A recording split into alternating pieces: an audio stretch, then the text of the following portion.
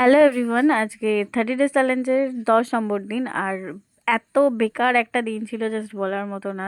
এমনি সারা রাত ধরে বৃষ্টি হয়েছে, সকালবেলা থেকেও সারাদিন বৃষ্টি পড়ছিল। আর সেই জন্য অফিস যাব কি যাব না করতে করতে অনেকটা লেট হয়ে গেছিলো বেরোতে বেরোতে। আর এসে তাড়াহুড়োতে স্টেশনে উঠে ধরে ফেলেছিলাম গ্যালোপিন, ব্যাস বালিতে না নেমে আমি চলে গেলাম হাওড়া।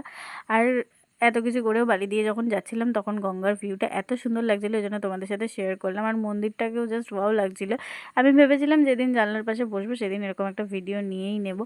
তাই জন্য এতদিন তোমাদের সাথে মন্দিরের ভিডিওটা আমি শেয়ার করিনি। আর আজকে ফাইনালি ভিডিওটা খুব সুন্দরভাবে পেয়েছি, মানে ভিউটা খুব সুন্দর পেয়েছি, তাই জন্য নিয়ে নিলাম।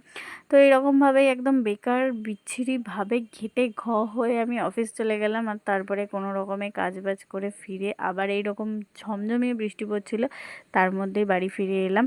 এসে তারপর খাওয়া দাওয়া করে একটু রিল্যাক্স করে ঘুমিয়ে পড়েছি।